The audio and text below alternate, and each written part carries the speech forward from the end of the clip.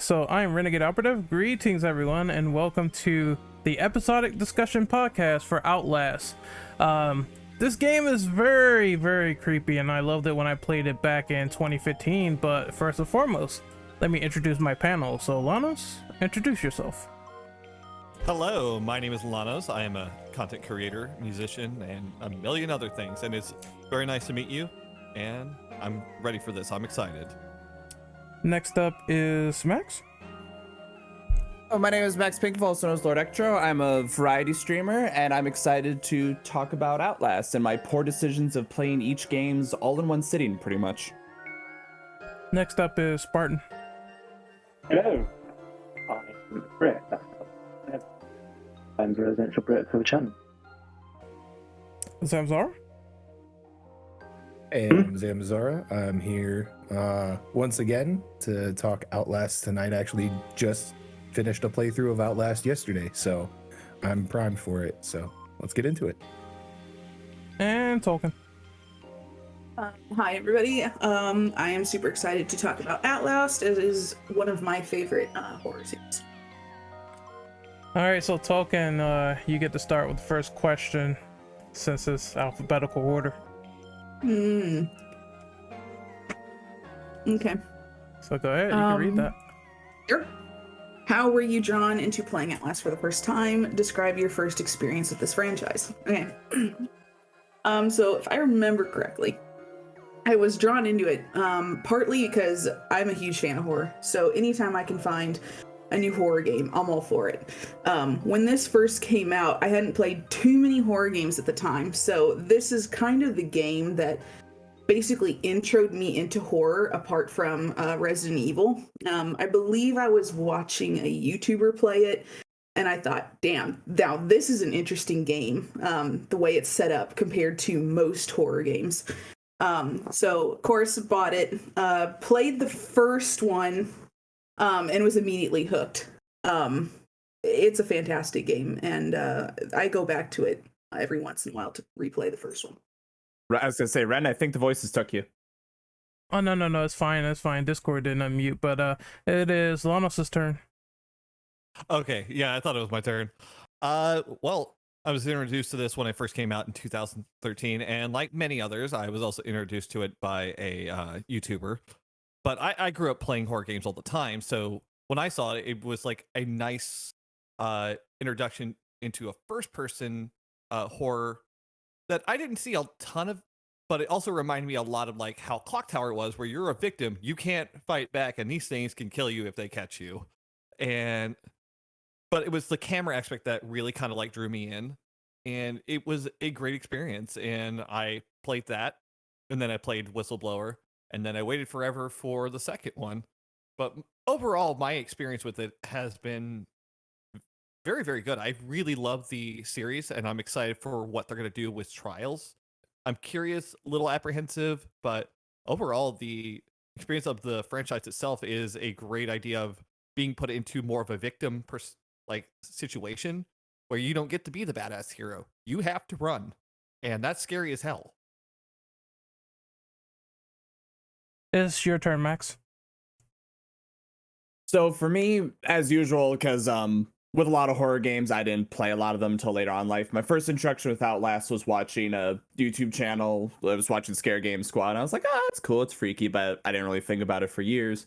And then a few months ago, actually, yeah, like as of recording, it was just 3 or 4 months ago, my viewers on Twitch were like, hey, you should play Outlast. We think you'll have a really good time with it.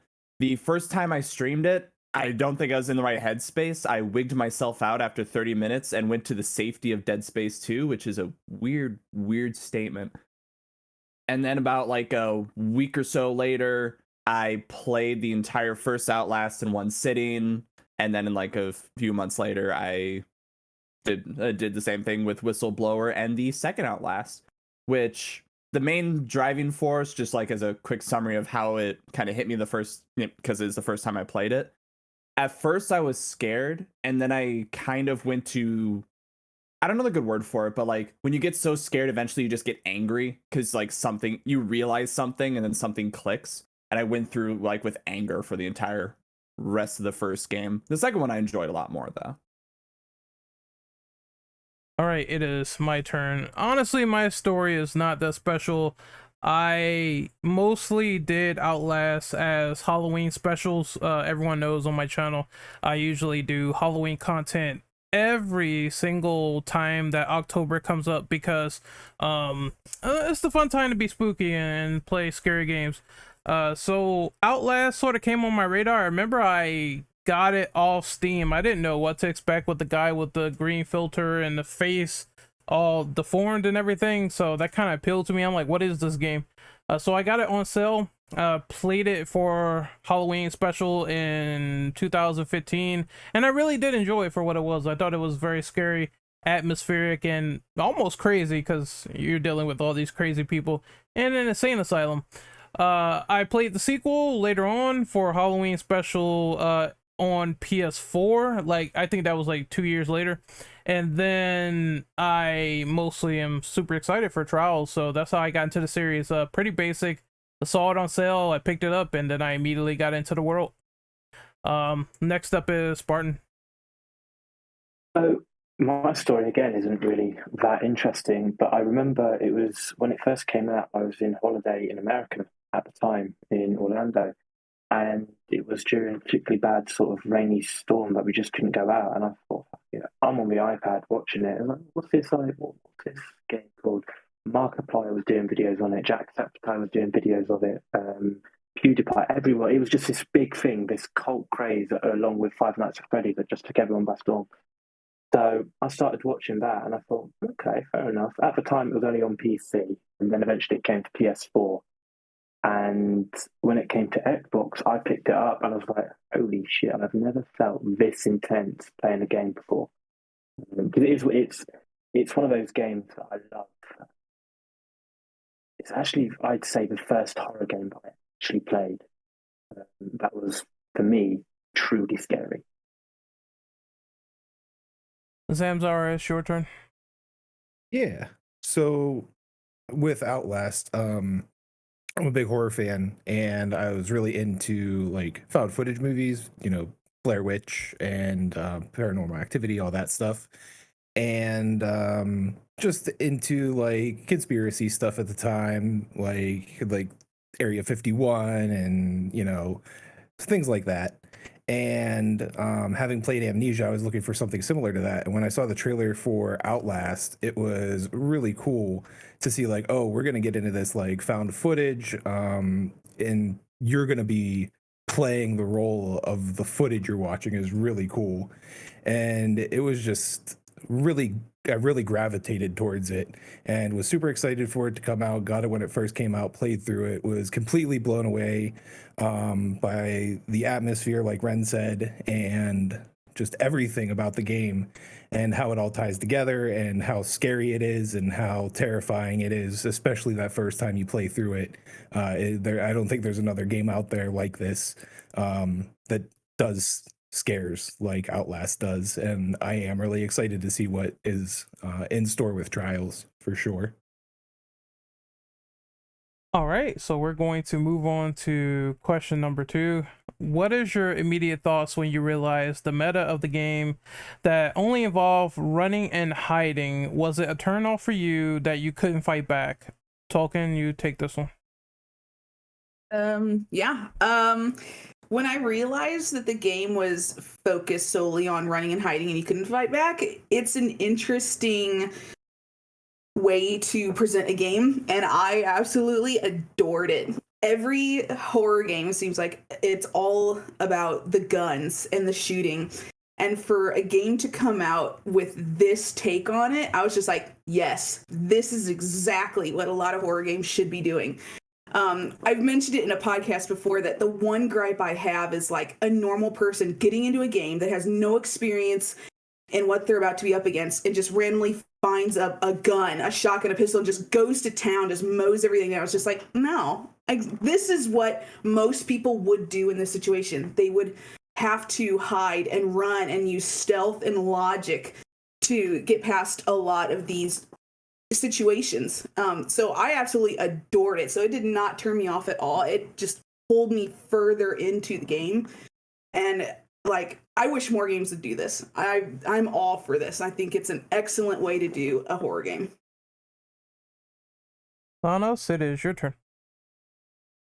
All right. Yeah, a little bit of both of what Tolkien and Zamzar were talking just now and a little bit earlier about. One, when I first saw it and realized what the meta is, it really did remind me of being in a found footage film. So Zamzara is very correct on that. It's so taken into that, and it pushed you into that, as I mentioned earlier, into that kind of victim situation where any kind of normal person, as Tolkien mentioned, is not immediately going to fight back. There's not a random shotgun lying around in most of these situations. Maybe you'll find like a board to like swing at somebody, but most people in a situation aren't going to be able to know what to do. They're going to go into panic mode. They're going to run. And that's just how a lot of people are. They're going to run. They're going to be scared. And being put into that situation where you cannot pull a weapon out and you have to run is a very scary experience. And so I wasn't turned off by it. I was very intrigued because it's a different strategy to realize that you can't be the badass hero. You can't do that in this one. You have to actually think logically. You have to slow down. You can't panic. You have to, it's like, okay, do I need to run here? Do I need to jump here? Where do I need to go? And so that aesthetic really drew to me. And you can also see the influence it had on other games after that. Even in like Resident Evil 7, in the beginning parts with the bakers, especially with the dad, that very beginning part, you don't have any weapons, you're running. It has an influence. So it influenced horror in general, but also just in me as a player, it really is something that there's not another experience like that really is out there other than people just now borrowing from it. So I just really, in general, liked it. Max, I will pass the baton over to you. Hi, thank you. For me, unfortunately, I remember we talked about this in the Discord before. I'm going to be a little bit of the hater in the group in regards to that, because so on the upside, I love stealth games. I love taking things slow, being clever, being rewarded for being clever.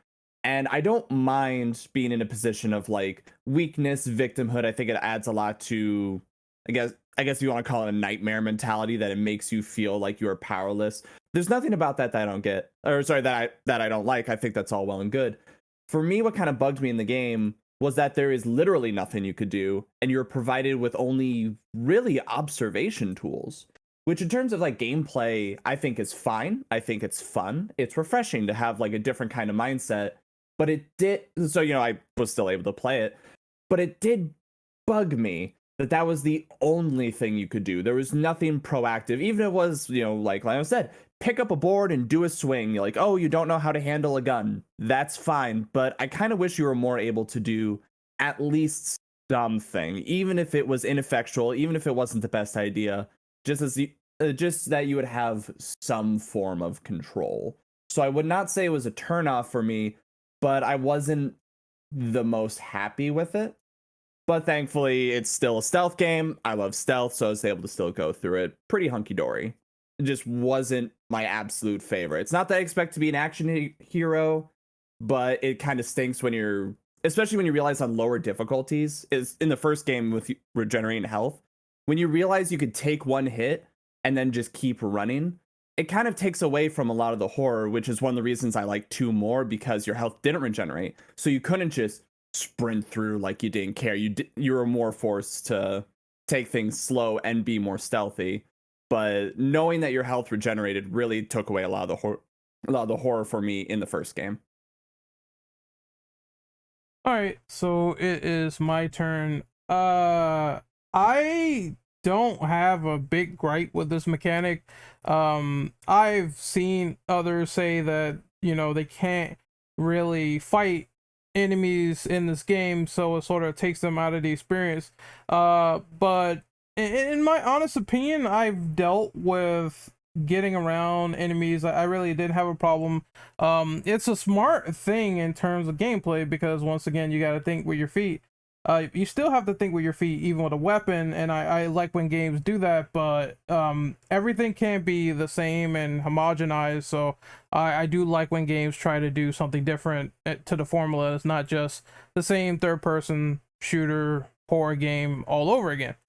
That being said, I think when I was first introduced into this game, I didn't know what to expect. So that was one of the big surprises for me. It's like, oh, well, you're running around as a reporter, you don't have a gun, and you can't fight these things. So it was very intimidating the first time that I saw it. One review sort of hit the nail on the head. You're not just a super soldier or metahuman, you're just an average dude. I do agree that the regenerating health, it gives you a second win. But for that, I always say, like, you could always just up it on hard, no problem, and I think the enemies might kill you faster. And I also got like one shot it in this game as well. Because I noticed that if you are on danger, you just get killed immediately. So it's a tense factor there not to have that happen. Otherwise, I think this game was interesting for doing that, and everyone else seemed to sort of just try to follow suit or emulate, or even beforehand with games where you can't fight, you just have the first person and you walk and that's it. But the camcorder gives a nice sort of a viewpoint into the shadows, which is what I noticed. So it wasn't really that bad. It really, you could peek and everything, so you weren't really defenseless. You just had to think more and use more skill and apply that. But I am done for now. I will pass the torch to Spartan. My immediate thoughts were that this is sort of like what horror games should be. And I would argue that it's more of a survival horror game than other survival horror games, because it's like you literally have to survive. There's no way of you fighting back from a cutscene or certain cutscenes in the game, but apart from that, that's ineffectual. When I first played it through, I played through it with the knowledge of exactly what was going to happen, because I'd watched multiple people do playthroughs on YouTube. And still playing it through and getting to all these tense moments, my heartbeat was just going. It almost came out of my chest every single encounter. I knew what was going to happen, but it has a way of the atmosphere of tensing you up so well, and I like how they did that. And I think Outlast 2 did that to a somewhat better degree as well. But then Outlast 2 has its own flaws, where I think it tried to be bigger than it should have been. And I think there is such thing as too much of a good thing. But I think it was brilliant. No, I don't think it was a turn off that I couldn't fight back, because if everyone does the same thing in terms of games, it just gets stale after a while. And I think Outlast was a breath of fresh air. Last is Zamzar. It is your turn, good sir. Thanks. Yeah, at the time, the meta of running away I thought was still relatively fresh and still kind of clever. In Amnesia, where you were just running away from everything, you still had that light mechanic, so you were lighting candles, you had your lantern with the oil and everything. Outlast was kind of the next step up from that. They were like, okay, well, we're just taking away all of your counters to this. You're just going to be hunted this entire time. And you really do feel hunted in Outlast, which I really enjoyed. So not being able to fight back didn't necessarily wasn't a turn off for me, because you're still fighting back. You're just fighting back with, like Lady said, with your wits, your logic. You're trying to lead them down a certain way so you can sneak past and continue on. And you can close off path with doors to slow things down, push those tool chests in front of some doors to slow them down even more.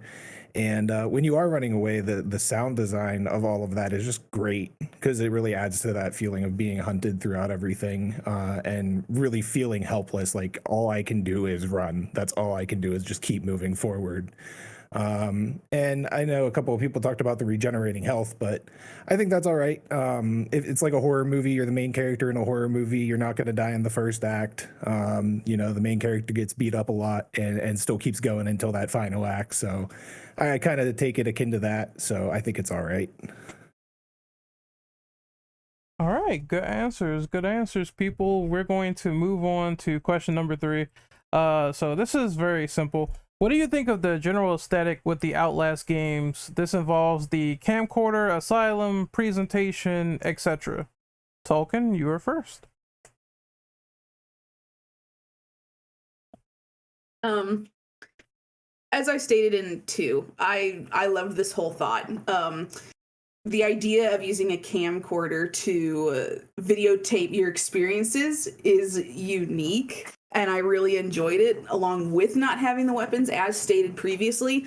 I think that's why the game made a lot of sense to me, in the sense that you didn't have weapons. Is you're obviously recording with one hand, so you only have one other hand to do anything with, and I don't know anybody that can shoot accurately with one hand, or even hit anybody with anything with one hand, because you're going to be thrown off balance. I mean, you're in this game to record the events accurately, and most of the time you have the camcorder up recording. So I think that's why, to me, it made a lot of sense not to have weapons. But I loved the whole aesthetic. I think the asylum was fantastic.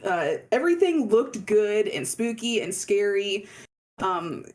So I just loved the whole thing. I don't think I could say it enough. There weren't that many complaints I had with this game, but overall, aesthetic was very pleasing to the eye. Next up is Lanos. Like I said before, the aesthetic was found footage. Is if you look at Blair Witch or anything else, it's that kind of almost sickly green when you're in the night vision, but it also just a really muted colors overall. And the aesthetic is almost claustrophobic. If you really think narrow hallways, there's not a lot of space. They put you in the sewers, and that's also very claustrophobic. And overall, I really enjoyed the aesthetic of it. So much that you get so wrapped up into like how the asylum is. When they let you outside, it's almost jarring when you go out there, because you're just like, I can't see, it's dark, this camcorder's not really helping me, oh god, what do I do? And it's just like, that's how well they did with the aesthetic, that you're so drawn into that location that you don't know what to do when you go outside. You're like, oh, freedom, oh god. And that's a very particular thing that I haven't seen a lot of games do. And just overall, the aesthetic is incredible, and the details are really nice. And as much as I was not the biggest fan of the second one, you can tell that they put a lot of detail into these worlds. The only thing is just, I think I had the problem with, and this is in any horror game, where is all this blood coming from? Because there's not that many people, but it still makes you uncomfortable. Max, it's your turn. The Lance actually stole one of the things I was going to talk about of like just the unnecessary amount of blood. But overall, as much as I may have a lot of issues with Outlast 1 and 2, the aesthetics in the environment, I would say, is the thing that was nailed the absolute best. I loved how like the lights weren't working. I loved how dark it was. I loved just how creepy and grimy and everything was. And the camera with the night vision mode, that dark light greens, and how you can like see someone's eyes way before you could see someone. That shit was the absolute best. I adored that. It was definitely my favorite part of the games. And then in the second one, how it's like, it's wide open, both the trees and everything, it still feels claustrophobic, how everything looks like worn down and used for who knows how long. Everything's derelict, everyone's covered in blood and guts and whoever. I absolutely adored that. But to bring up what Lano said, which I think is kind of a gripe, I liked it, but it was also a gripe. There were so many corpses. There were so many piles of blood. There were so many like entrails and who knows what. And after a certain point, I remember this happened in Evil Within as well, but it really happened in Outlast, that I would like stop and look at the body and then kind of like start looking around like a forensics department and just being like, okay, so you hit there, no, that doesn't make sense, and like trying to piece together, because at times, as much as blood was used as a mechanic to be like, hey, follow the blood, that's the general path you need to go to, which was good, a whole lot of it didn't make sense logically, and it's almost a shame that after a while you kind of ignored it. Like you would see corpses, you'd see guts and stuff, and you'd just be like, whatever, I haven't seen this all over, I mean, it makes no difference to me. Which is a shame, because when they take those moments to create these like derelict, broken asylums and stuff, where they let you use dark vision, you see eyes peer in the distance, then you realize it's just like the head of someone, and you see these weird shrines and crucifixions, that stuff is great. I absolutely loved that. But after a while, it was a shame. And this is prime, but between the two, you can definitely tell on the podcast, some of us like the first one, some of us like the second one. I like the second one more. In 2, it felt a lot less like in your face and purposeless, while like the first one, sometimes it just felt unnecessary. But it was also helped by the amount of inmates, how they acted, what the different things they did, the different things they said, including the ones who would do weird things like masturbate or commit sodomy with corpses. But it all added to like this deranged air. And yeah, I just think the aesthetics were absolutely nailed. All right, it's my turn. So I didn't really have too much of like any issues with how they handled the environments. I figured at most this prison was going to be off the fringe as soon as you entered it. And you see that first scene of the guy sitting at the, I don't know, he's watching the TV, and you can tell his face and his eyes are sewn shut. He's all mangled. So that was the first indicator that somebody's doing something wrong, and there's probably a lot of people being killed in the process.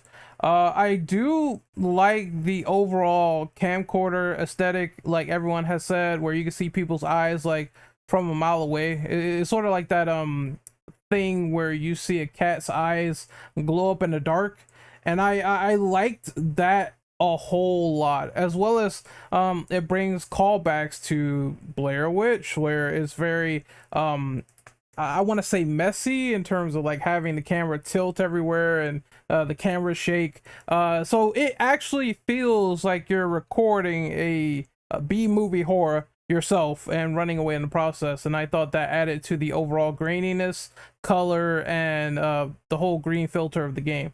That being said, in terms of like all the stuff strewn around and the bodies, deformities, whatnot, I just think it tried to paint a picture as usual, that something's going on, something is not right, and you are not supposed to feel secure in this place. It gives you visual storytelling, trying to ponder what exactly happened to the inmates and what happened to everyone around them to cause all these people to be beheaded and stuff like that. I know it gets ridiculous, but it's like in Evil Within, it's like you could tell it's not supposed to be real, but it has some link to the real world with STEM and everything.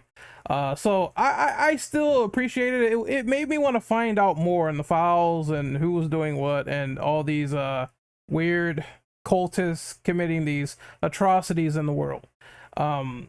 Two, I'm gonna get on like Outlast 2 later, but again, it didn't hit me as much as the first one in terms of looks, because you're mostly outside in some areas and stuff like that. But I guess the wooded areas, being isolated alone and having that feeling, I think the school level is the big prime example of, hey, I should not be in here with all this blood and I should immediately fucking leave because I do not feel secure.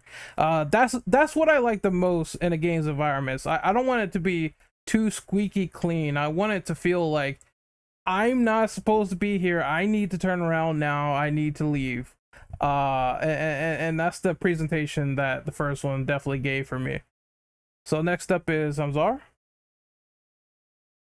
Yeah, I really do love the aesthetic of the first game. It reminded me of that movie Wreck a lot, where they're trapped in the apartment building, and the camcorder really helps with the horror by narrowing your field of vision, and it, like Lano said, it really makes it claustrophobic, where you're really only looking at this specific portion of the screen. It's just so good. And then having the night vision tied to the battery mechanic, where you have to keep reloading batteries. I just played through on Nightmare, and they really make the batteries sparse, and running out of battery powder for night vision, for the light on the night vision, really is terrifying. There's a portion where you're stuck in the water with Chris Walker, the big dude with the chains and the deformed face, and I ran out of batteries down there, and trying to find the path up to jump on the ladder to get out of the sewers was terrifying, because I had no way to see more than like a foot in front of me, and I had to be right up on top of it. So all I had to my advantage was being able to like walk around the room and knowing where he is by the sound of his walking, which kind of ties back into what I was saying about the sound design. It's just so good. And all of that tying together just really nails the aesthetic of that first game. I absolutely love it. But yeah, it's just, it nails it. Like, it draws you in, it pulls you in, it makes you just feel terrified the entire time. All right, we are moving on to question number 4. And this is, how do you feel about the deformed stalker enemies in Outlast? To give like extra clarification, this is the enemies that chase you throughout the entire game of Outlast 1 and 2. Tolkien, you will go first. I loved almost all the enemies in these games. They were all so unique in their own way. All had different weapons, all had different lines, all looked completely different, all their own level of crazy. And it's just, you go from one and you think you've escaped, and then you just run into another one. It's just like, oh fuck, here's another one. And this one's almost crazier than the first one. It's just like, you go from Chris Walker chasing you, and then you go into the DLC, and then you've got Eddie after you, and it's just like, they're all so different, especially in the second one. When you have Marta chasing you from the beginning of the game to the end of the game, and Val sprinkled in here and there, and it's just, they're all so designed brilliantly and so individual, and it's just, I just love them all. I don't even know if I could pick a favorite, or at least favorite. They were just all done so well and so differently that it doesn't feel like you're going against the same enemy every time you encounter the next one. They're all so different. Okay. Lanos, it is your turn. I couldn't agree more. The mere fact is, even by sound alone, you knew which enemy you were dealing with before you can even hear them. Like, Chris Walker has heavier sounds, like, for example, when you're in the sewers, and as Zamzar was talking about, where like all you could do is hear, and you knew he was there. You knew who it was, and it's so, like, I have to applaud them yet again on sound design, even on the enemies. And every enemy looked so different. Like, Krieger looked incredibly different from, like, as a doctor, you saw those scissors, even his like voice of like, hey buddy, like, you knew where he was. And I hated that, by the way. That scared the living hell out of me for such a simple phrase. But every character was different. Even in the second one with like Val, like, they still look, for the most part, pretty different. And I'll give them that. Like, for the main stalker ones, now the inmates alone, not as much, but it's just, I don't know. I was just drawn in by the characters. Like, Eddie alone is a very great design, because for the most part, he looks normalized in comparison to the rest that chase you, but yet he's still, to me, one of the most terrifying enemies in that. The wall rider design was incredibly well done, just overall.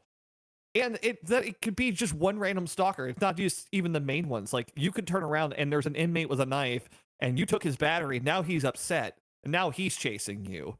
So it was just one of those things that you can go around the corner and there can be an enemy that's chasing you at that point, and that's kind of terrifying. They did a very good job. Alone, just very good job. Next up is Max. So for me, I think this might sound kind of terrible. I loved the ones that were more unique, that, like, specifically, as everyone talked about, I was horrible with their names. I couldn't remember any of them. So I was like, so in my head, I'm like, okay, the pig guy, the doctor, the guy who wants you to be his wife. All those guys I loved individually. The more that they differentiated themselves in how they talked and how they looked and everything, I absolutely adored that. While the basic ones, I think they were most effective in their creepiness when they weren't chasing you. And for me, that boiled down to, kind of going back to the generating health that just really bugged me in the first one, how a lot of them on a mechanical sense did basically the same thing. I loved hearing the chains in the background. I loved hearing the chainsaw in the background. I loved hearing the voice, and I forget the exact song that the guy was singing, Eddie, but how he's like so excited to have a wife who he will love and care for, and just hearing that in the distance. Val coming up to you and saying, like, God doesn't love you like I love you, like, or however the exact phrase is. All of that I absolutely adored. but I think what failed for me was more like the basic enemies and how a lot of them just acted the same, even if the ways they came up to you were varying. That was one of the things I really appreciated in 2, which was most evident in the I forget their names, but the twins, the giant one and like the little guy with the bow. Even if the bow wasn't accurate, because you had to then think differently, I thought they were really great. And it was really good with all the unique ones to know, even if a lot of times what they did to you was functionally the same, any chance to see that they had different personalities, acted in different ways, or just the knowledge of what they were going to do to you was different. You know, one guy wanted to eat your liver, one guy wanted to make you a woman in a way that you did not want to be. And it's the uniqueness that I think was the uniqueness of them, which I think was key. And like you said, added to the atmosphere, added to the unique feel of everyone, added to the feeling of insanity that the whole world has gone batshit insane and you're along for the ride with it. And for me, I think my favorites was someone will have to correct me on the name, the doctor who would just yell like, "Come on, buddy, come back here. I want to have a word with you." I adored him. And then Marta, I think her name is, the pickaxe lady. As much as she was like very annoying in like the cart segment, I loved seeing that light in the distance and knowing it was her, just like this huge, imposing Grim Reaper figure. I absolutely loved those two. I thought they were great fun. All right, so I am more familiar with the enemies in the first game. I do remember like the giant lady with the shawl that would chase you in the second one, and clearly once again I'm gonna keep like fangasming over Blair Witch, but it looks like they took a lot of inspiration there, as well as the weird naked twins. I saw that, I was like, what the hell is going on and why do they look like that? But then I remember this place was not so normal. It's a lot of like personality invariance and how they were made in the first place, and all the after effects from having their minds altered and their bodies like go along with it is a very disturbing premise for lore. I like Chris Walker a lot because, you know, straight to the point, big brutish meathead who can clearly rip you apart like you were a piece of tissue. I enjoyed that. I enjoyed the twins. Traeger, as Lanos described, with his look and how he has like dried skin and the double scissors in his hand, and he's like, you know, screaming at you to come back as soon as possible. That was really fun. That's really like good design. I can't really think of like enemies that I disliked, because each and every time you see them you get more scared and it gets more tense, and they are all different as variants. So it gave me a lot to appreciate in the process. Definitely, I just loved it so much, and that is my 2 cents on the characters. I just think they're well executed in terms of what they do and how they scare you, and also the sound design. Because one last thing I want to touch on, the fact that I could hear like some of them breathing, it was really, really intense. Like I'm sitting in the dark wondering where the fuck is this guy, and he's sort of signaling the fact that he heard me walking around. That's another thing too. If they hear you, they'll start talking. I'm like, oh, I better move. I better get out of here now. So it makes that tension even more dangerous in the process. Good voice acting all around. I love that too. So I will pass the torch to Mr. Spartan. Hello. I do apologise. My Wi-Fi cut out. If it's all right with you, can I go back to the aesthetic and then do this one as well? Or do you want me to do that at the end? Sure, you can do both since you missed out on the last question. That's fair. Well, in regards to question 3 in the general aesthetic, I loved it. Yes, a horror game or horror thing, horror media in a sane asylum, it's been done a million times before. And what I love about Outlast is that, again, it finds a new way to tell the story, and that's one of the problems I have, say, going off on a tangent with battle royals, is at the end of the day they're the exact same thing, and it's like all the horror games that are in an asylum, it's like it becomes stale after a while. But Outlast, the whole aesthetic was brilliant. I loved the camcorder in the first one. The first one was fantastic, but I think in Outlast 2 it did it even better, because in regards to the collectibles and the notes and the documents that you were actually recording, I should say, you could actually go back and see what you had recorded, and it wasn't just like a little written down note. I loved that part. And in regards to what some of the other members have said in regards to why is there so much blood, why is there all these organs and bodies and all these different places that shouldn't get there, the way I see it is it's the wall rider. Probably not the best explanation, but I like that's how my thing is. But that's for the aesthetic. And one thing that I love about Outlast 1 is that at the beginning of the game and throughout the entirety of the game, you are inside and you're trapped. Your whole goal is to escape the asylum. But when you get to the end of the game and you go down to the elevator into the underground labs and you see like this big open hangar door with all these Murkoff trucks there, and you're like, oh shit, no. I think it makes you feel safer inside the asylum, which I think is a very, very ballsy thing to do. And I'm glad that they managed to pull it off so successfully. Now for question 4, the enemies, again, it's just the basic enemies were terrifying, but the named ones were, oh my goodness. The Traeger in particular, he was the only one that I had trouble with simply because he was so silent. He would literally be right upon you and then he would say something, and in my playthroughs, I would barely have any time to react. And when playing on Insane, if he hits you once, that's it, game over. Chris Walker, again, the thing with him was Little Pig and his chains, and when you hear the chains, you're like, it's like you don't know where he is, just know he's in the area, and you have to be very, very careful with where you go. Again, with Outlast 2, the enemies were fantastic. Marta, I absolutely hate with a passion for reasons that I've said before in the Discord. But she's a really well done character, and I think that's the thing with these unique characters, that yes, they are unique, yes, they are named, but they need to have a personality behind them. And unlike the main enemies, they're all unique. They all have their own different personalities, and I think that's what really sets these games compared to the other games. Next up is Zamzar.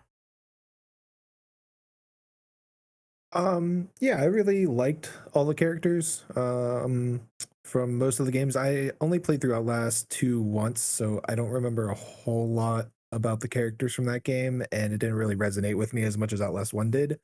But from Outlast 1, not only the twins that we've talked about, Chris Walker with the chains and the deformed face, and Dr. Traeger with his scissors and everything, but even just all of the other inmates in Outlast. You got the group that was watching the TV when you first come into the asylum. You have the ones that are walking around in the main cell block when you first get there.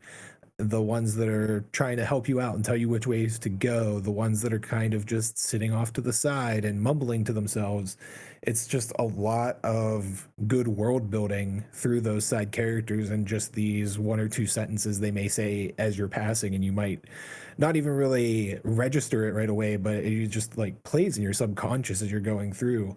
So it's really good stuff, and I really like all the characters that they developed, and it really helps set that atmosphere of the game and the setting, and just, like I've said before, it just makes everything that much more terrifying. It really feels like you're trapped in a haunted house with no way out and nothing but insanity around you, and I really love that aspect of the series. All right, so we're gonna move on to the next question as we get Tolkien's mind off of talking about the twins having detailed penises. So, so question number 5: did you play the Whistleblower DLC for the first Outlast? If so, what did you think of it? Okay, first, I did not bring it up, so that is not my problem. Uh-huh. Gosh. Second, Whistleblower DLC. Oh my fucking god. I am so in love with it. It is fantastic. Eddie has got to be one of the best made characters in the whole series. That guy is creepy as fuck. Like, oh my god. And it gave so much more detail into the game that you didn't get from playing the first one. It explained so much. Well worth it. And I'm kind of glad it was separate from Outlast in general. It was so well done. Definitely my favorite part of Outlast was probably the DLC itself. It just made the game for me. It was so good, and I will always remember playing through it with Eddie chasing me constantly. I swear to God, I don't know if there's any other part in the game that scared me as much as that guy. He was a real freak of nature, but it was fantastic. I loved it. Next up is Lanos. Oh, I 100% played that, and it was amazing. And like Talkin said, it explained a lot, especially if you're paying attention and not being in panic mode running around all of it. If you read all the notes, it explains so much more of what the hell's going on at Mount Massive. And just being Wayland and just this normal IT guy who just happened to come across information and wanted to do the right thing and be a whistleblower, and then being tossed into this hellscape is such a great idea, especially to reintroduce you back into Mount Massive while trying to lore dump you along the way. And some of the enemies are even better, and there's even some from the first one that make another appearance because you're like, oh no, I know who you are. Oh god, no. But like Eddie is terrifying in every aspect. Like I mentioned before, he's calm. It reminds me of old slasher films. That's the worst part about him, because he walks around so calmly as he chases you. And he's like, no, this is going to happen. And you're like, no, it's not. I don't want it to happen. Frank should be scary to me, but he wasn't. He just wanted to eat me, and I understood, but I didn't want to be like his food. But he's just like, his lines just made me laugh more than anything. But he was a great character. But overall, the Whistleblower DLC, I think, is integral to the game itself. Like, you should play it more than anything so you have a greater understanding. And it just took what was Outlast and improved it more. It really like kind of honed in, it focused on what you should be doing. The characters are a little bit more reined in. The gameplay itself is just laser focused. And while it's shorter than Outlast, it feels like it cut out a lot of the fluff that happened in the first Outlast and still had that atmosphere to really draw you in. If anything, it is an improvement, and everyone should play it. If you haven't, go play it, because it's better than the first one. Max, it's your turn. I'd like to just echo a lot of those sentiments. By the end of the first Outlast, I'll admit I was not happy. I was not having a good time. There was just like just screw it, it's done, finally. And maybe it's, time makes the heart grow fond, or however the saying goes. And when I start with Whistleblower and then went immediately to Outlast 2, but I really enjoyed Whistleblower more than the first one. A lot of the, I guess, yeah, I feel bad repeating a lot of the same points.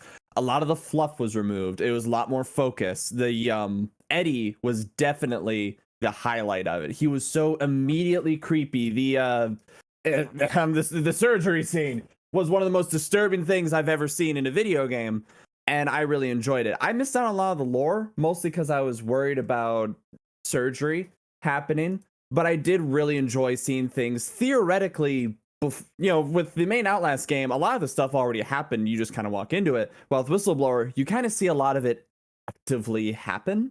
And I really appreciated seeing that, at least, a little bit, since it already kind of went to shit in a, hell in a handbasket at high rate of speed.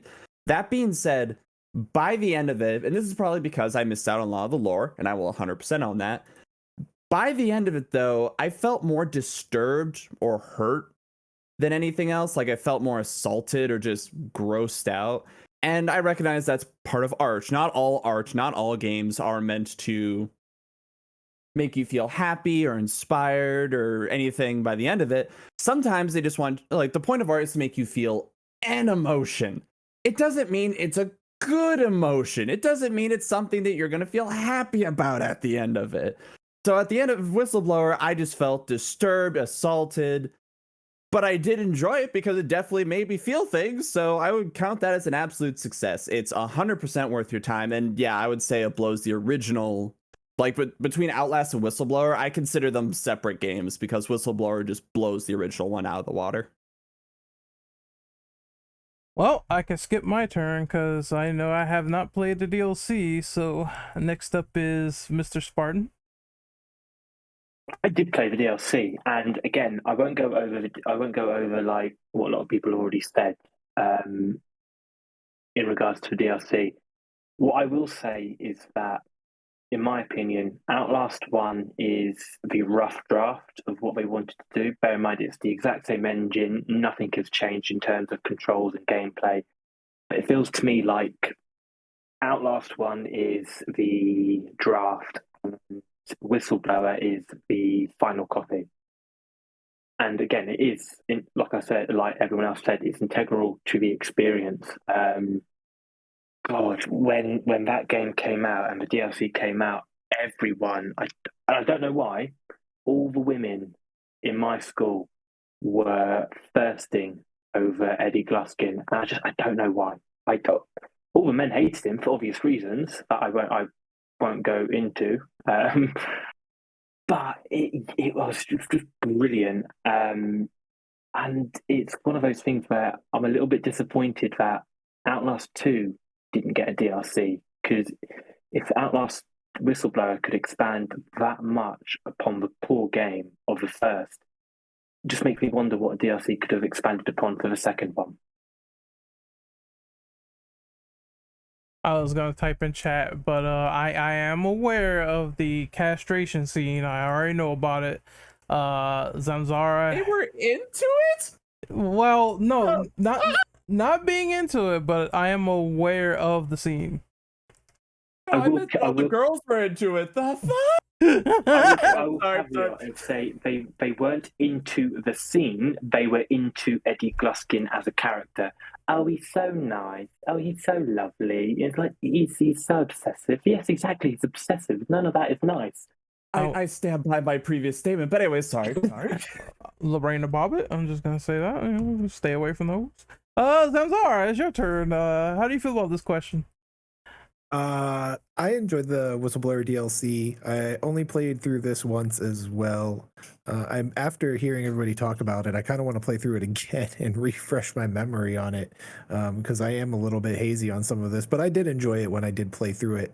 The main stuff I remember was when you fall down the elevator shaft and you get your leg impaled. It was just like, oh well, the first game you had to do the hands and now we have to do the legs. Okay, I get this.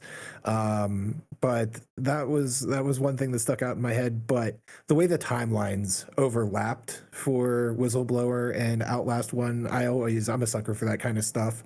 So being able to see those events play out again from a different perspective, not realizing until you're already in it what's happening, was pretty cool. And I enjoyed that a lot. So yeah, I just really enjoyed Whistleblower DLC. I don't have a ton to say about it, but other than I enjoyed it. All right, so we're moving on to question number 6. So, have you played Outlast 2? If so, what do you think about it? What is your general experience compared to the first iteration? Tolkien? Okay, so I have played Outlast 2. I played it quite recently. It was probably about last year, maybe a little sooner than that, because I played it for the channel. And I enjoyed it, but for me, I enjoyed 1 and Whistleblower way more, and I tend to be that way on a lot of games. I tend to like the first better than anything that comes after. I think I just liked that Outlast 1 was mostly interior. It was all in a generalized one building, whereas Outlast 2 was so open worldish kind of, and it was just, I don't know, the story of the one drew me in way more than the second one. I think I liked the characters, some of them anyway, better in 2 than 1, but just the general consensus, I really enjoyed 1 better.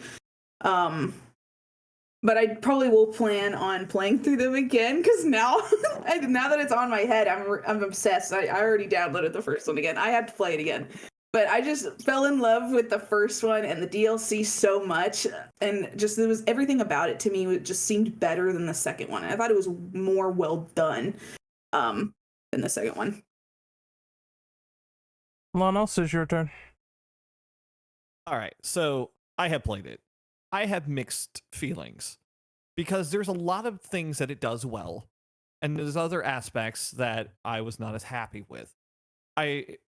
First off, I'll say I think it suffers in the same situation that BioShock Infinite did, whereas you put a very constrained environment that is what players are used to, and you ripped it away, and some horror games just do not work well in an open environment. It's great for storytelling, but for trying to scare you and streamline you into where you're going, some people really like the kind of more open aspects of being able to run around, but sometimes that claustrophobia gets lost, and that's what a lot of Outlast is you're claustrophobic, you're scared, you have no idea what's going on. And the mere fact is, story-wise, yes, you're supposed to be drawn in by, like, you're chasing after your wife, but you didn't know her long enough to really care. Like, you know her for a few moments, the helicopter crashes, and then you're supposed to be chasing after her the whole time. Where as a player, I'm like, I don't really have a lot of emotions towards you, where I just don't want to just leave and not be part of this whole crazy cult that's happening. There's not a lot for me to really be attached to it. Not only counting that, there's too much going on. And that's going into the school aspects. Like, I think both of those things of the story were great on their own, but together it's just too much chaos for you to fully understand. And I think maybe that's what they were trying to go across with it. But as a player, it's too much to try to digest. And for me to try to understand everything that's going on, that I have to go outside to a wiki, you haven't told your story well. You just confused everyone. And the ending kind of felt like how a lot of 70s horror movies did, which I guess is kind of a throwback to it, but it's not always a good thing. Is like, and there it is. And then it cuts off and you have no idea. Oh, the world ended? Maybe. Don't know. Is this a hallucination? We'll never know. It was just, for me, it was kind of left me with mixed feelings where I know for a lot of people, they're like, I just don't like it. For me, I'm just like, it didn't have as much of an impact for being the improvement that it was supposed to be as a sequel. And so it's good on some aspects, but on others, it didn't leave the best feeling for me. I do like that you can go around and change some things. There's different aspects. There's the crossbows that Ectro had mentioned, but there's just other things that just don't culminate together into one cohesive idea for that game. And I think that's why for Trials they went back to the Asylum, because there was just too much out there that didn't work. All right, Max, it's your turn. So for me, I would say I liked Outlast 2 more than the first one in just about every aspect except for the claustrophobia. Like, there's definitely a different kind of fear when you're out in the woods and you're out in these like unexplored farm territories, and it's nice to have freedom to have like more to have more strategies to move around. You go like, okay, maybe I should avoid this building entirely, I should just go over here.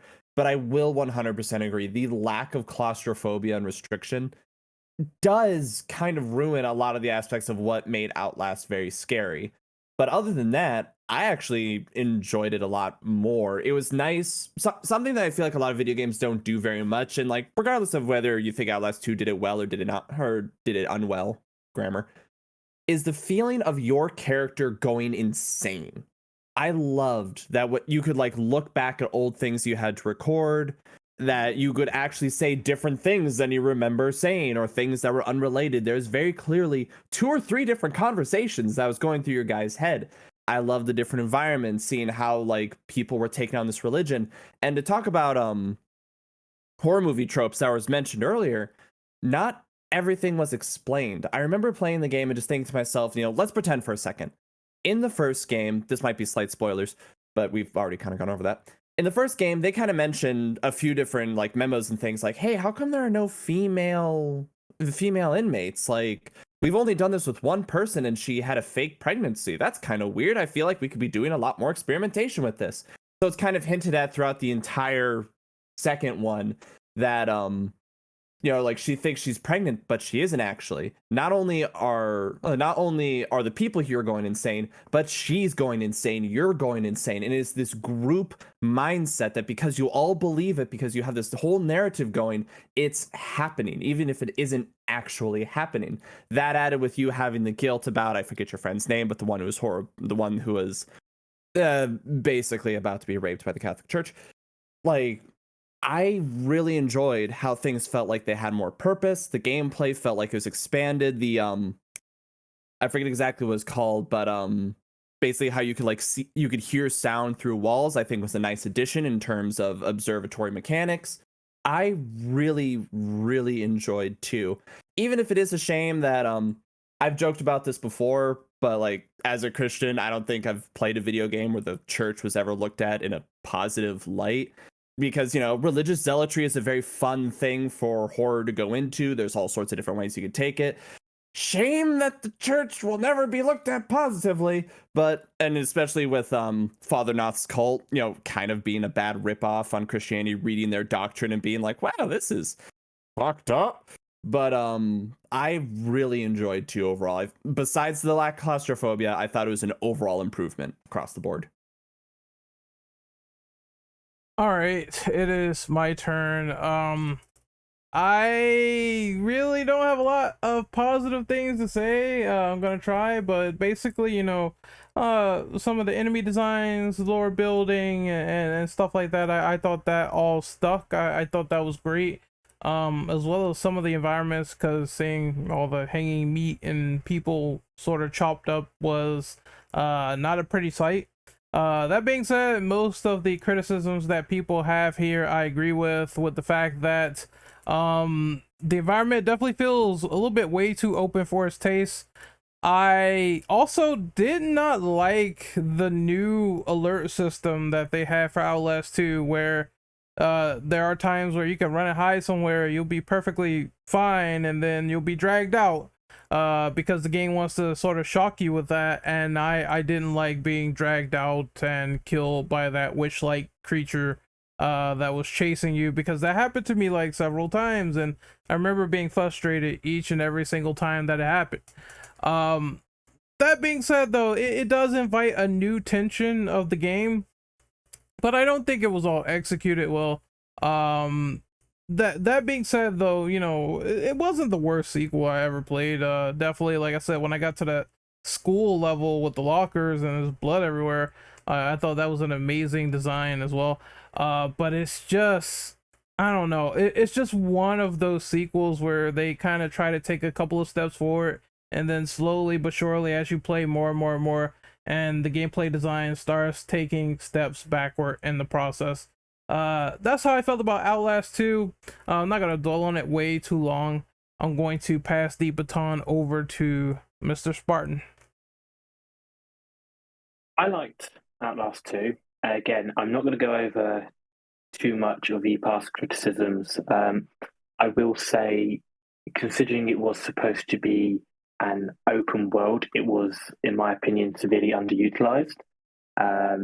Yes, the environments were bigger, but that just, in my experience, all that gave you was just more spaces to run around, and wasn't really that fun. The thing that annoyed me the most in regards to the gameplay was, if you know me on the channel, I'm a bit of a completionist when it comes to games. If I play a game, I like completing it to 100% in terms of challenging trophies, achievements, so on and so forth. I've unlocked all the achievements for the first one, but there are 2 achievements that I'm missing from the second one. That is simply due to the fact that the game is so inconsistent in terms of routes, patterns, executions of enemy patrol routes, everything like that. Which is very, very, very upsetting, because Outlast 1 didn't have that problem. Now, you can make the argument that the AI is more advanced and all that.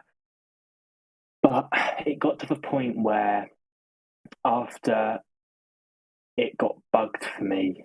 I ended up just quitting the game and deleting it. I got so frustrated that I rage quit. But this again, it's like the gameplay was meh. The story, however, was, I'd say, a lot better. But the only negative thing I'd say about the story was that there is only, I believe, one half a note in the entire game that you don't get until maybe 70% through the game, where it details that, oh, actually, maybe it's not just Father Noth that is insane, and it brings Murkoff into the fold, which I think is a bit. I mean, we know Murkoff is behind it, but the fact that there's only like literally half a note for that, yeah, no, I'm looking forward to what Trials can do, because Outlast 2 left a bit of a bad taste in my mouth, I'm afraid. Next up is Zamzar.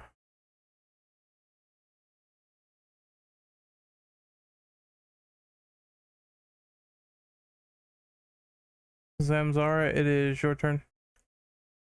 Sure. Outlast 2 is another one I only played once. I think I'm in agreement with some of you here where it didn't leave as much of an impact on me as the first game did or Whistleblower did. And I think that does come down to the story not being as impactful for me. It doesn't feel like you're uncovering anything. It does feel like you're just following a story along. Where the first one, it felt like I was trying to peel away the layers of an onion and figure out what was going on. The second one, you feel like you're just getting pushed along and following along with this story. And that, I think, takes away from the tension. You're just getting shoved along. Seeing things happening around you, it doesn't really feel like you're participating in much. And I didn't really like the switches between locations, between the woods and the school. I don't remember feeling like that really made sense. And like I said, it's been a while since I played, so maybe if I replay it, it would hit me a little bit different. But I just remember being in the moment and being really taken out of the game when that happened. And yeah, I think it was too open, didn't have that sense of claustrophobia that you did from the first game. And yeah, it didn't feel like the conspiracy you were trying to uncover and figure out until like you said, 70% through the game.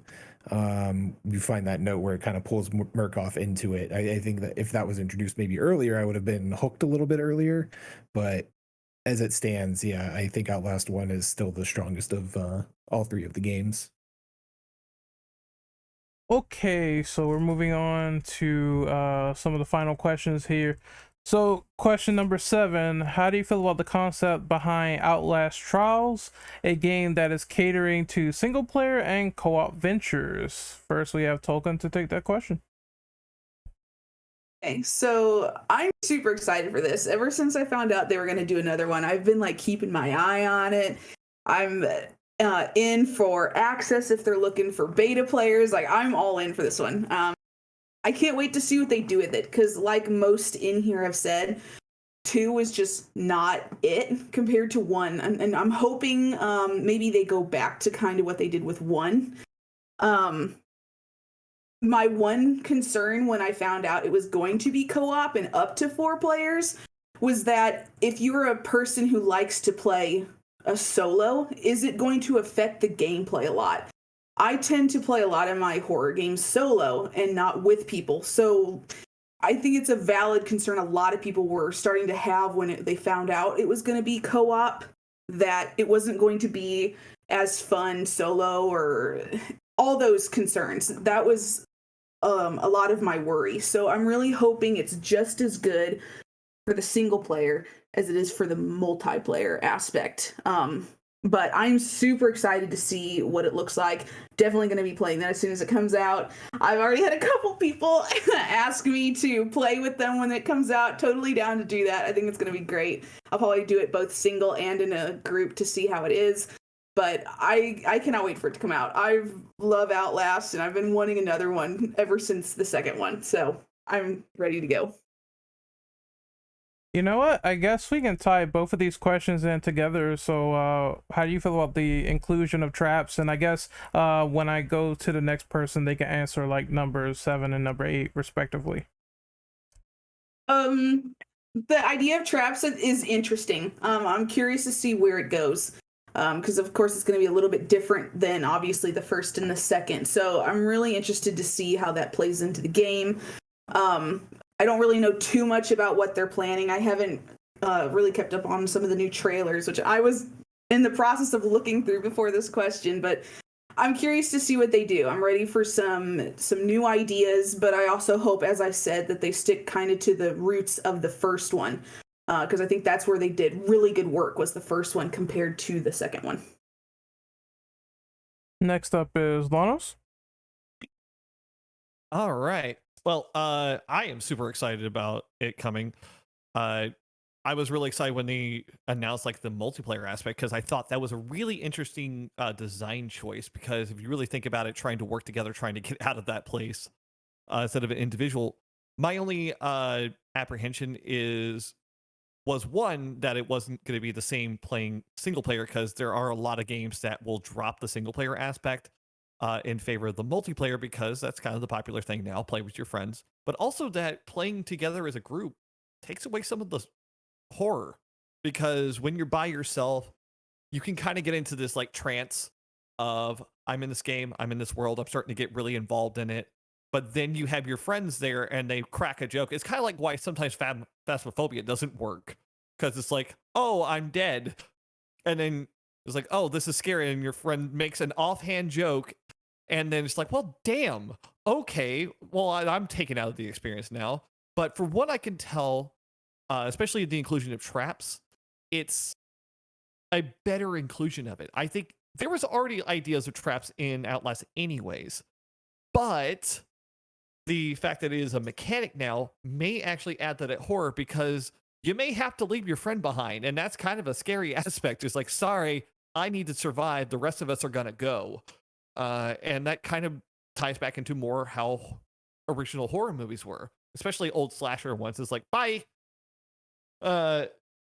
you survive, I'm gonna survive on my own. So I do like that. And the main fact is, I do think the game lends itself a little bit more towards being able to work together, especially trying to help each other over a thing. I just hope they're not too entirely contrived, where it's like, I need a friend to leap over this ledge, I wish there was someone here, rather than, okay, this makes sense, an extra, I could do this by myself, but God, this would be easier with another person. And I hope the story is enough to kind of push you to want to go through, rather than this is just feels like a multiplayer game, which feels generalized, but everyone kind of knows that feeling of, this is a multiplayer game. Okay, but there's not a lot of substance to it. So I'm really hoping they really drive in that substance of what made the other games scary and really pressing, where you needed to get out as quick as possible without it feeling just like like a cash grab. But Red Barrels has been fairly consistent, so I'm having hope they're going to be able to do it well. Max, it is your turn.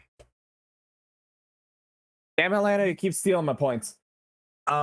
So I'm really bad at keeping up with new games and stuff. I don't really look at trailers or judge things until the game is in my hand and I can play it. The mantra of, you're not allowed to talk shit until you've experienced it, that kind of thing. But the big thing that kind of, on one side it made me kind of excited, but on the other side it kind of worried me, is that multiplayer aspect. At any time when you're playing with someone else, you're reminded that you're on a couch or you're on Discord. At any time, anyone could just pick up a corpse and go, burr, burr, burr, I'm doing a puppet show. This is kind of what we talked about in Resident Evil 5, that like, is it fun to, be back to back with your friend figuring out the situation?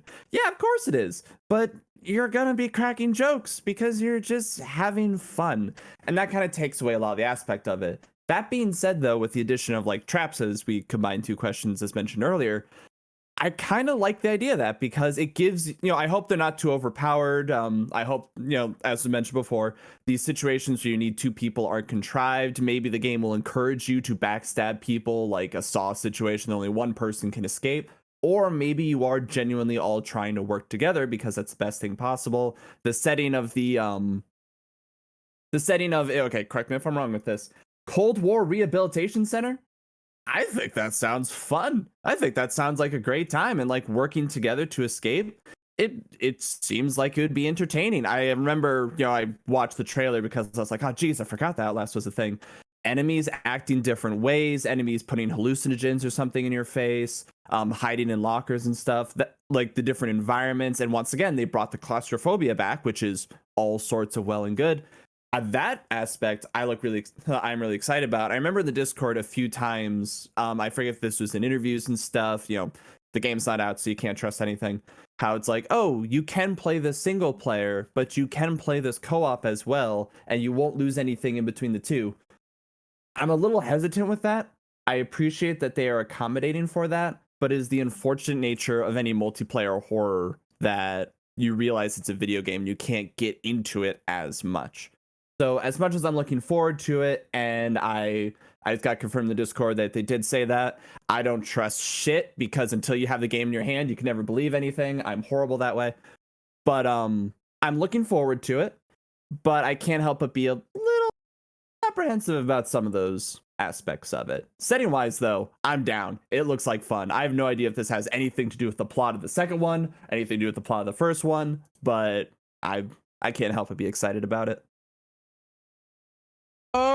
For me, it depends on how they do things. Whether a dev like holds their word up or not is to be determined, but at the same time, I mean, there's been games where a developer promised something, publisher promised something, there was like some turmoil, and then it didn't end up the way that it was supposed to be. I think the only example I can think of like co-op horror recently that wasn't RE5 was Dead Space 3, and both of those games are just not scary, and one had studio interference. So I don't know. I think it can be done. I think it can be possible because the concepts they were introducing in Dead Space 3 were cool with Carver, where his mind was all fucked up. So maybe they could do some single player. Oh, I'm seeing shit that the other person didn't see in the other campaign. So that might be an accommodation. But usually with two people holding your back, it's very hard to warrant in the scare factors with a person there with you all the time, and they have ammo or traps or something of that nature. But I mean, they can probably pull it off. I'm a big fan of Resident Evil Outbreak. I managed to play that game, and even with like 3 other people, that game was still super tense and scary and crazy regardless. So it all depends on the execution and how they do it, and if they're gonna really home in on the fact that these are 2 separate games. As for the traps being used and the grenade bombs and all that stuff, I think it could be fun. Finally, you can fight back and use weapons and stuff like that, but there has to be balance. So how long is it gonna last before you distract this enemy and they get out and they start chasing you again? So I'm looking forward to seeing how they all counteract with each other. What are the strengths, the pros and cons of using set weapons or traps, trying to hold people down until you escape, more to speak. So I think that's just my answer. I'm really looking forward to the game. I can't wait. I saw the first trailer. I'm super excited for this. I want this man now. I think they have not announced when that beta is going down, but when it is, I will definitely get in there. I will definitely sign up. Anything. I will do unimaginable things to play this game.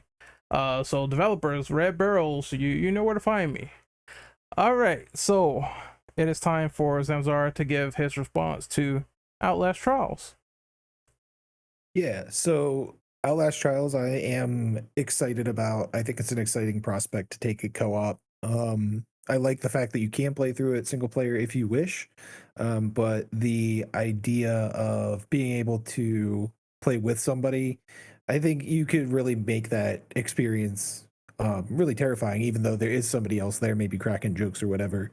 So not even the potential of just that, but you're playing with friends. There's going to be hilarious moments. We're going to get a ton of memes, I'm sure, floating around on the internet when this game goes live. tons of clips of friends playing together doing ridiculous stuff, which I'm always here for, even if it is supposed to be quote unquote scary. I'm sure when I play through it, I'm gonna get terrified, and that'll be fun. But just the idea of playing through the first Outlast, and if you played through it a few times and you know where you're supposed to go, you could get really into a nice flow and through the parkour of just jumping over things, getting from point A to point B as quickly and as efficiently as possible while avoiding the enemies.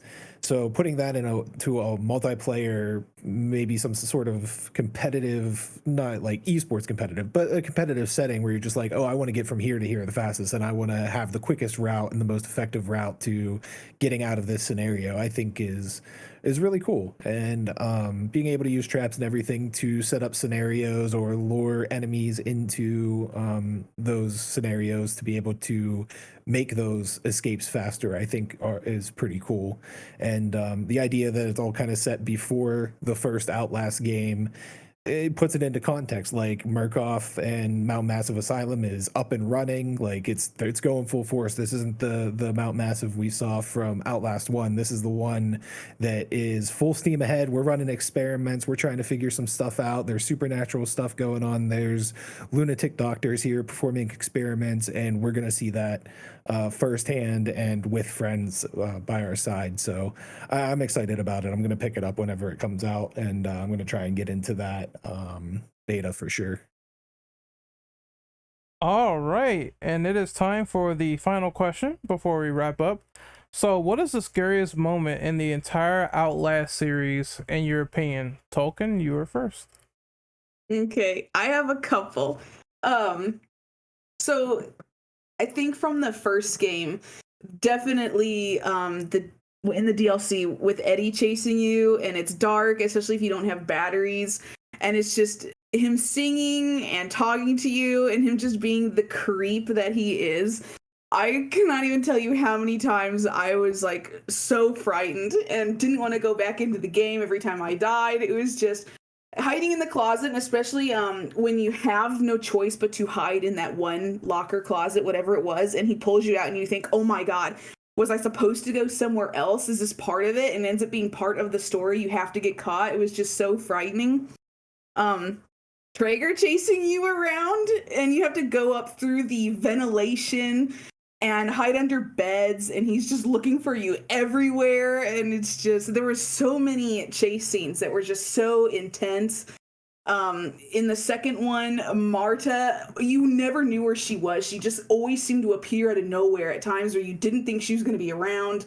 Pushing that fucking cart, I swear to God, was the worst part of the whole game, because it's just like your heart's going so fast and you're pushing it along and it's all nice and dandy, and then you just hear her come out of nowhere and you just start panicking and you run around and you think, oh, okay, let's go through this hole in the fence, I'll be safe. But you don't realize that there's a back way, so then she follows you around the back, and it's just like, well, fuck, and it's just, you have to go back through the hole and try to push the cart a little bit more and then get away from her, and it's just so intense. But I think the one area that had me scared the most was definitely when you were put into the school and you encounter I call it the tongue monster. Like, that sucker was just nasty, and he made me scream so loud.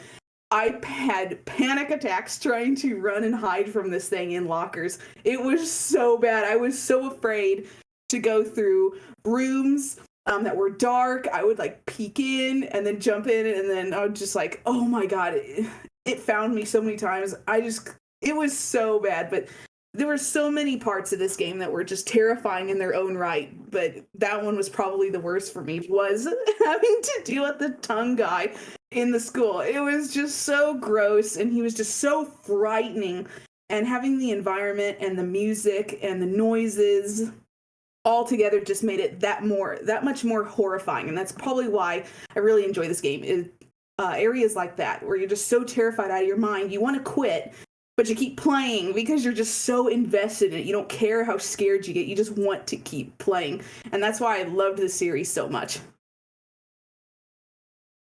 Next up is Lanos.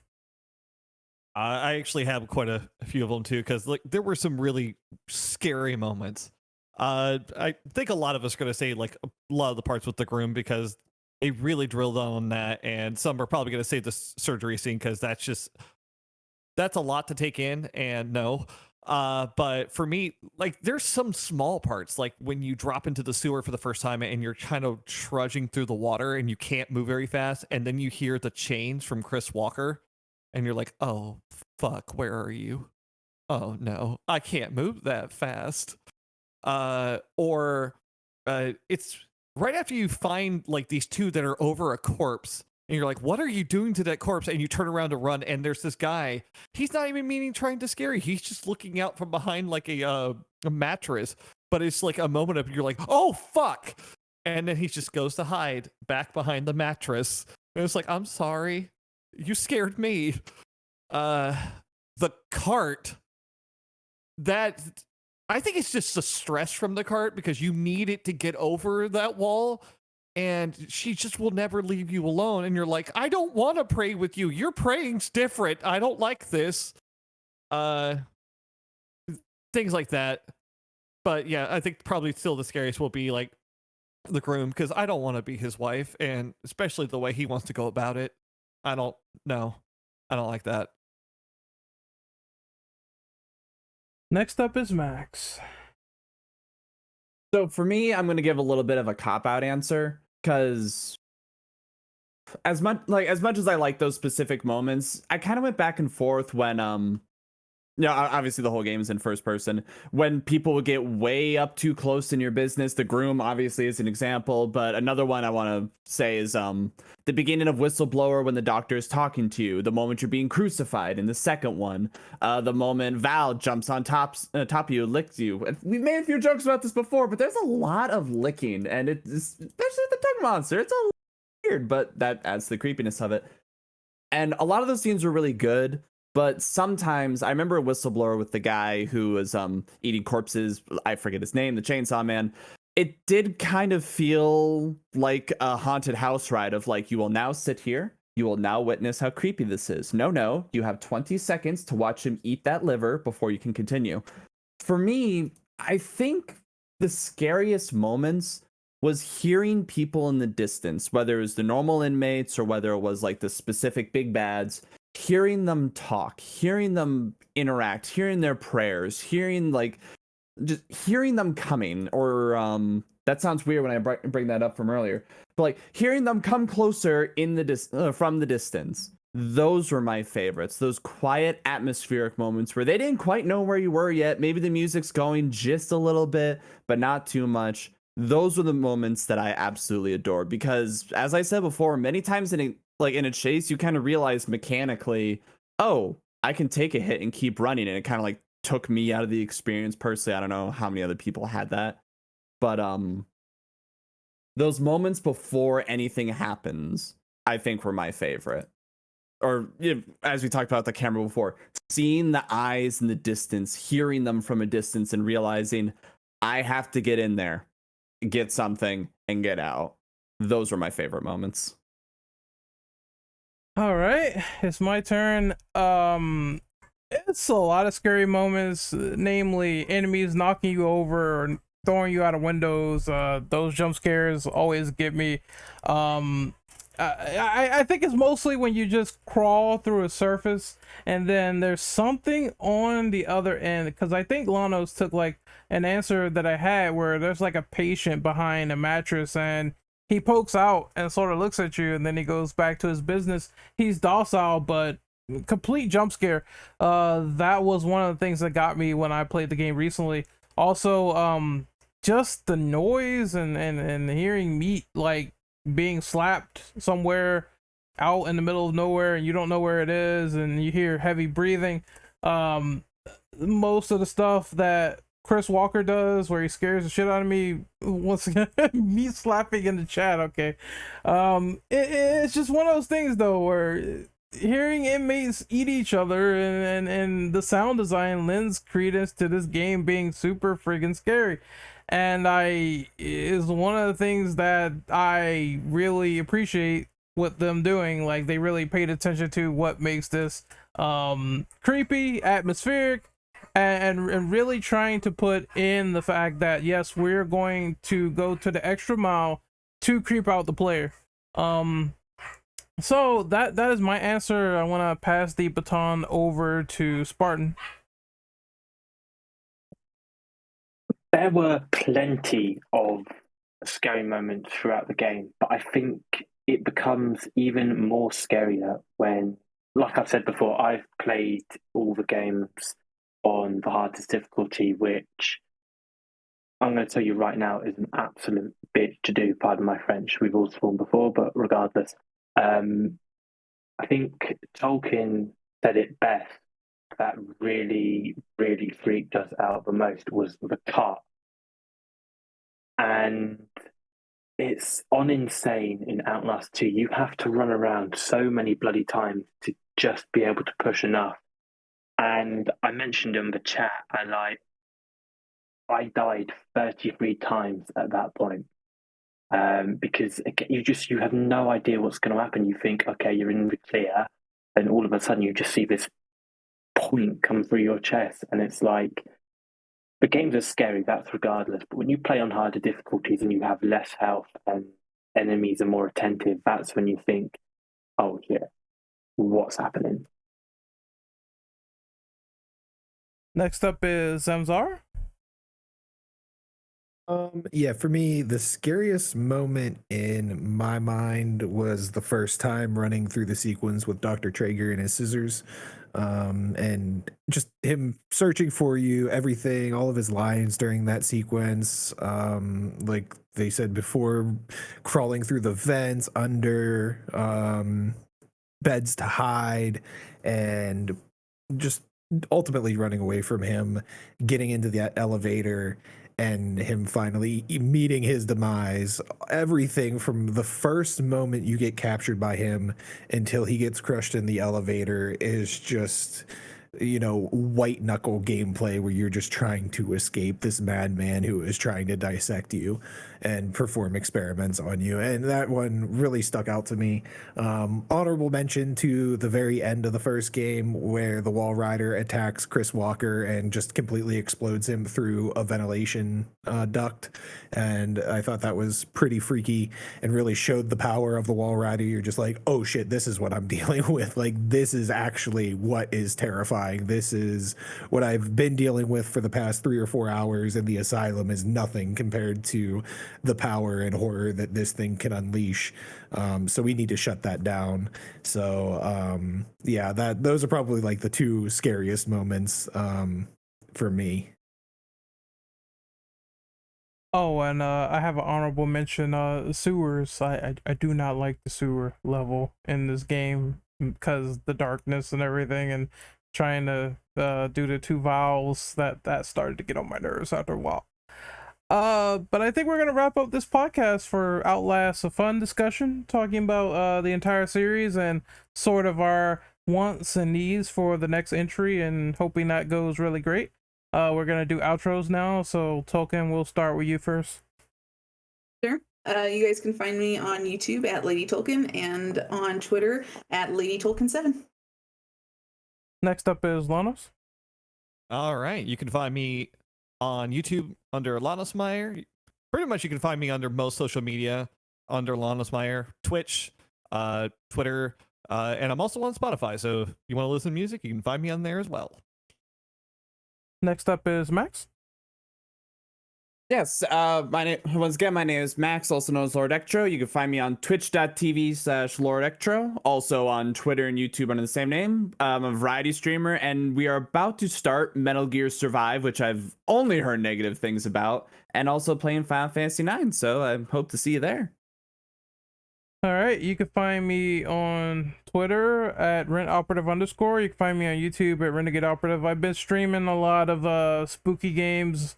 The last thing I did yesterday was the Resident Evil 3 randomizer, where all the items are randomized and so are the enemies. So I got to scream because I saw 2 nemesis in the hallway, and that was not fun at all. So if you want to see me scared, I will be doing that for the entire month, and hopefully you enjoy that. So next up is Spartan. I'm SpartanWright, and unfortunately I don't have that many socials. I'm not really a big content creator. I'm just here for the ride. All right, fair enough. Zamzar. Yep. If you search as Amsar on any of the sites and socials, you'll find me: YouTube, Twitch, Twitter, TikTok, Instagram, all that fun stuff.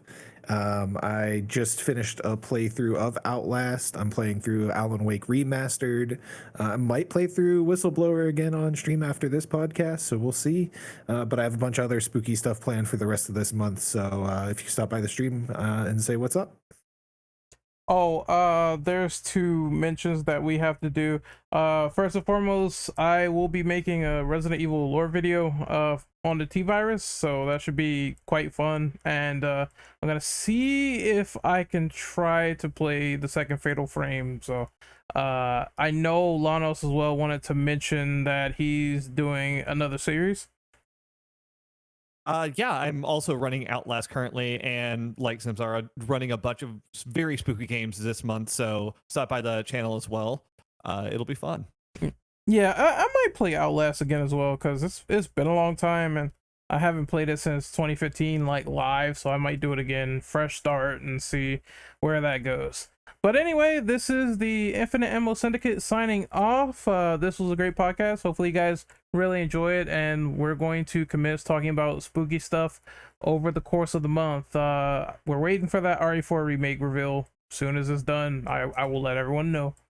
So that's about it. Until then, YouTube land, Spotify land, we will see you guys later. Everybody.